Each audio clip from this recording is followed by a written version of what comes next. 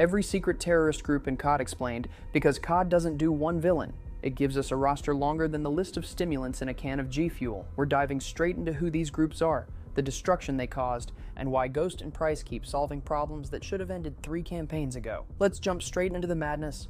The Ultranationalists. Call of Duty has many bad guys, but the Ultranationalists are the original final bosses of the modern warfare world. They're the group that kicks off basically every disaster, civil war, coups, missile launches, World War III, you name it. If there's chaos, these guys probably signed the paperwork. Led first by Imran Zakhaev, a political extremist with one arm and zero chill, the Ultranationalists dreamed of bringing back old Soviet power. Not the good parts, just the nuclear parts. These guys didn't want influence, they wanted the whole country. And they didn't care how many people had to disappear to get it. Zakhaev played the long game. He recruited loyalists, bought weapons, infiltrated the government, and basically turned half of Russia into a villain factory. Remember that 1996 flashback in Pripyat? Yeah. When Price took Zakhaev's arm, that wasn't the end. That was just the origin story montage.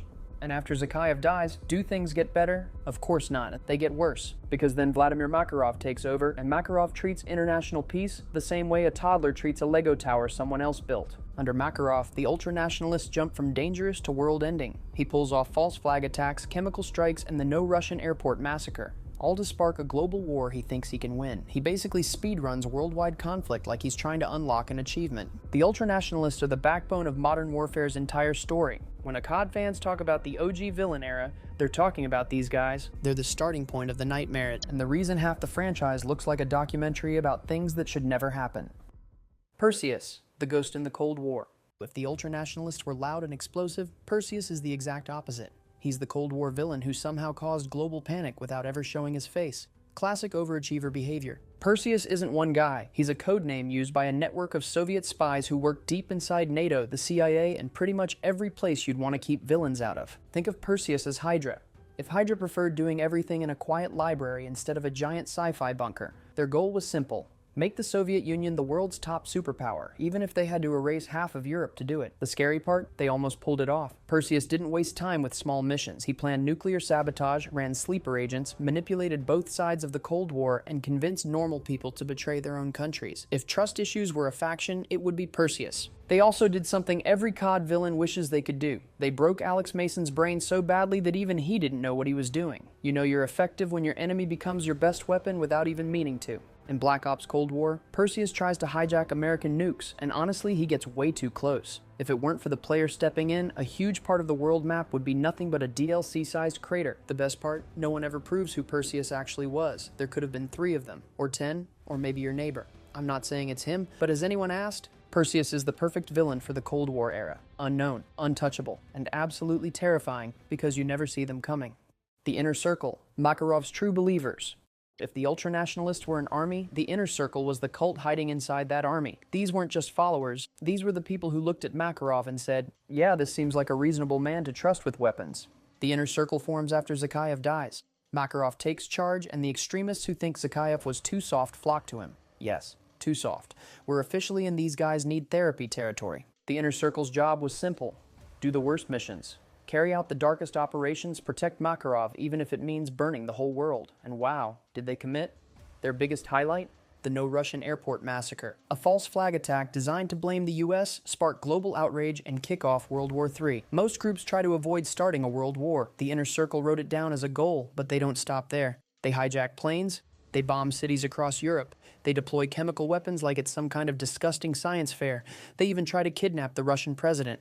They don't just want chaos. They want a world where Makarov is basically Thanos, but without the charm or the workout routine. The Inner Circle fights to the end. Their final stand is in a fortress in Siberia and later at the Hotel Oasis in Dubai. And when Price finally drops Makarov through that glass ceiling, the Inner Circle dies with him. No leader, no direction, no point. They're the purest version of loyal-to-the-death extremism in the entire series. No politics, no ideology, just pure, unfiltered devotion to the worst man alive. If the Ultranationalists were the big villain energy of the franchise, the Inner Circle is the monster under the bed.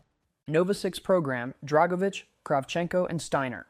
Now we jump back to the Cold War, where villains didn't just want power, they wanted science projects that should have gotten everyone fired from humanity. Meet the Nova 6 trio: Nikita Dragovich, the mastermind; Lev Kravchenko, the torture specialist; Dr. Friedrich Steiner, the chemist who apparently skipped every ethics class ever. Together, these 3 built one of the most horrifying weapons in COD history, Nova 6, a biochemical gas that melts an entire room of people faster than your FPS drops on launch day. Dragovich wasn't just evil, he was creative about it. That's the worst kind of villain. He brainwashed Alex Mason. He planted sleeper agents inside America. He tried to turn an entire nation into a press X to self-destruct machine. If someone like him had access to TikTok, we'd all be doomed. Kravchenko, he handled the hands-on work. This man treated torture like it was a gym routine. He literally gouged out Weaver's eye. Just another Tuesday for him. And Steiner, the guy behind Nova 6, was a former Nazi scientist who basically changed countries but not hobbies. The plan was simple. Release Nova 6 across the USA and watch the Cold War end with 0 survivors. What stopped them? A lot of bullets, a lot of shouting, and Mason finally snapping out of his brainwashed zombie phase. The Nova 6 program is one of the darkest chapters in COD. No huge armies, no big political speeches, just 3 men, a deadly gas, and a plan that would have wiped out millions. It's the kind of villain team-up that makes every other group look almost normal. Almost. Shadow Company, General Shepard's private army. If COD villains were ranked by how many childhoods they ruined, Shadow Company would be #1 without even trying. On paper, Shadow Company looks like a top-tier US Special Forces unit. Elite skills, high-tech gear, unlimited funding, very professional. And then you realize they're basically the world's most dangerous trust-nobody PSA. Shadow Company is run by General Shepard, a man who lost 30,000 soldiers in a nuke blast and decided the best solution was to become a villain himself. Because nothing says honor the fallen like murdering your own men and starting a secret world war. Shepard's plan, build a private army, rewrite history, make himself the hero by creating a bigger disaster than the one he was angry about. A flawless plan if you ignore logic, morality, and every law ever written. Shadow Company followed Shepard without question. They wiped out Task Force 141 in a heartbeat. They burned evidence, they hunted Ghost and Roach like they were checking off a shopping list, and then came the moment every COD fan remembers: one less loose end. Cue childhood trauma. Shadow Company had everything a villain group could want: power, weapons, clean uniforms, 0 guilt. But the second Shepard went down, the whole squad basically evaporated. No leader equals no purpose. Turns out their real strength was only one man, a general who thought betrayal counted as strategy. Shadow Company isn't the biggest army in COD, they're not the most extreme, but they are the most personal. They didn't just break the rules, they broke the trust of every single player who ever liked Ghost. Opfor, Al-Assad's forces. If you played Modern Warfare 1, Opfor was likely the first group that made you say, okay, so everyone in this game is insane. On the surface, Opfor looks like a classic Middle Eastern rebel army. Big speeches, AK rifles, lots of yelling into cameras. But here's the twist, they were never the real bosses. Opfor was led by Khalid al-Assad, a man who loved 2 things: power, filming dramatic executions like he was auditioning for a villain award show. He overthrew his country's president on live TV, committed war crimes like he was speedrunning them, and acted like he was about to conquer the world. Except he wasn't. Because behind the scenes, al-Assad was actually just a pawn of the Ultranationalists. Yep. The tough guy with all the speeches was being remote controlled by Zakhaev the entire time. Remember that nuke that obliterates 30,000 Marines? Yeah, that wasn't al-Assad's idea. That wasn't even his plan. He didn't even stick around for it. He fled the country like someone who forgot to pay a restaurant bill. Opfor wasn't a terror group with a vision. They were bait, trained, armed, and sacrificed so the Ultranationalists could move unnoticed back in Russia. Captain Price eventually finds al-Assad in a safe house, and his storyline ends faster than your KD ratio on veteran difficulty. Opfor's whole legacy is simple. They were the group that made you think you were fighting the big villain right before Modern Warfare revealed the real monster waiting behind the curtain. Las Almas cartel, El Sin Nombre. Most COD terrorist groups blow up nations or try to start wars. The Las Almas cartel, they're different. They look at international terrorism and say, sure, we can add that to the business plan. Las Almas runs like a normal cartel on the outside. Smuggling, corruption, bribes, normal Sunday morning church stuff. But the secret ingredient? They team up with Al-Qatala, turning into a full-on narco-terror pipeline. Think of them as Amazon Prime for illegal weapons and terrorists. Next day delivery, 0 morals. At the top is El Sin Nombre, the nameless one. A boss so feared that most cartel members don't even know who she is. And yes, she. Valeria Garza may be one of the coldest leaders in the entire Modern Warfare reboot. She commands through fear, sharp planning, and the kind of silence that makes even trained soldiers update their wills. Las Almas isn't loud like Makarov. They don't release bioweapons like Dragovich. They just quietly take over entire cities while pretending it's just business. Their partnership with Al-Qatala is what makes them truly dangerous. AQ gets access to the US through cartel routes. The cartel gets weapons and power. Everyone else gets explosions they didn't ask for. Las Almas is the modern evolution of villainy. Less ideology, more money, and enough influence to make governments panic. In the old days, COD villains wanted world domination. Las Almas? They want the world paying taxes to them instead. Al-Qatala, the Wolf's Army. If Modern Warfare 2019 taught us anything, it's that Al-Qatala is the kind of group that makes every mission feel like you're 5 seconds away from another explosion you didn't see coming.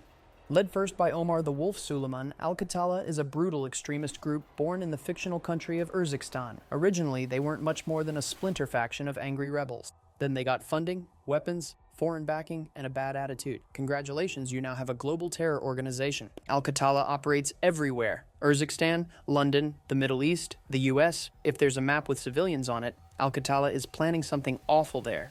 The Wolf's goal? Drive every Western nation out of the region and replace stability with pure chaos. He's basically the kind of guy who looks at a working city and says, cool, let's break it. But Al-Qatala becomes even more dangerous in MW2, 2022, when they team up with Las Almas. That's when things go from local problem to international nightmare. And let's not forget Hassan Ziani, the Iranian Quds Force officer helping Al-Qatala get ballistic missiles, because every terror group needs that one guy who says, what if we made this even worse? Al-Qatala doesn't rely on high-tech systems or giant armies. They use something much more effective: fear, car bombs, hostage-taking, insurgent attacks that strike without warning. They fight dirty to stay unpredictable, and in the rebooted timeline, they're still growing, still adapting, and still very much a threat. Al-Qatala is the perfect modern COD villain. Fast, chaotic, global, and always one mission away from ruining everyone's day. Atlas Corporation, the corporate terror empire. If every COD villain group is a fire, Atlas is the oil company that quietly sells matches to everyone and then pretends to be shocked when things burn. Atlas is a private military corporation led by Jonathan Irons, a man who looked at world governments and said, you know what, I can do this better, which is exactly what every villain says before doing the opposite. Atlas has billions of dollars, an army stronger than most countries, at exosuits, drones, and tech so advanced that even the CIA probably had it bookmarked on Amazon. At first, Atlas shows up as the heroes, the group that steps in after the KVA attacks and saves the day. But that was the plan the whole time. KVA creates chaos, Atlas arrives as the solution, and the world hands them power on a silver platter. Once Irons has influence, he goes full supervillain CEO, he builds prisons, takes over governments, creates weapons that only work on people with the wrong DNA. Yes, really, Atlas invented discrimination in bullet form. Irons' logic is simple. If the world keeps fighting, then Atlas should run the world. No elections, no debates. Just corporate dictatorship with a very nice health insurance plan. Probably. Atlas isn't angry like Al-Qatala. They're not chaotic like the Inner Circle. They're worse. They're organized, clean, efficient, a villain group with a customer service department, and when a corporation becomes stronger than entire nations, you don't get peace. You get a monopoly on violence. KVA, Hades' eco-terror army. Most terror groups want power, land, or revenge. The KVA, they want to save the planet by destroying half of it. Led by a man named Hades, the KVA is an eco-terrorist group that looked at global pollution and said, okay, let's fix this with violence. Terrible idea, but A+ confidence. The KVA starts small, hitting corporations and research labs. Then they level up and attack nuclear power plants across multiple countries at the same time. Not protests, not sit-ins, actual coordinated meltdowns. Their big goal was to force the world to ditch modern technology, because nothing screams sustainable future, like widespread radioactive fallout. Hades himself is calm, polite, and extremely deadly, the kind of villain who gives a TED Talk before blowing up a city. He's smart, strategic, and sees humanity as a virus with Wi-Fi. But here's the plot twist. The chaos caused by the KVA ends up helping Atlas, a private military company that steps in like, wow, look at all this destruction, good thing you need us now. So basically, KVA's whole terror campaign becomes the greatest marketing stunt in history. For the villains who come next, the KVA isn't the biggest or the most personal group in COD, but they might be the most ironic. A team trying to save the world that ends up handing it over to the worst people possible. Project Phoenix, the last breath of the Nazi. Project Phoenix is what happens when the Nazis lose the war, but somehow think they're getting DLC. Instead of accepting defeat, they crawl underground like bad map exploits and try rebuilding the Reich in secret. Their leader, Hermann Freisinger, walks around like he's the final boss of Vanguard. He runs torture sites, hidden networks, and revival plans that crash harder than the game did on launch week. Phoenix doesn't use giant armies or flashy operations. They infect governments, shift money, and recruit extremists who still think World War II was just half time. They rot the world from the inside, slow, toxic, and annoying, like a stun grenade that never wears off. Vanguard shows their spies everywhere: Europe, the Pacific, the USSR. They treat entire continents like one giant domination match that only they think they're winning. Freisinger believes he's smarter than the Allies, smarter than the world, smarter than reality itself. Spoiler, he gets wiped faster than a level 1 trying to rush mid on Dome. That's pretty much every terrorist group in the COD universe. Some chased power, some chased revenge, most just rolled out of bed and decided today's the day I ruin Captain Price's liver. Want the real-life chaos these villains sparked? Watch my 7 levels of Call of Duty controversy.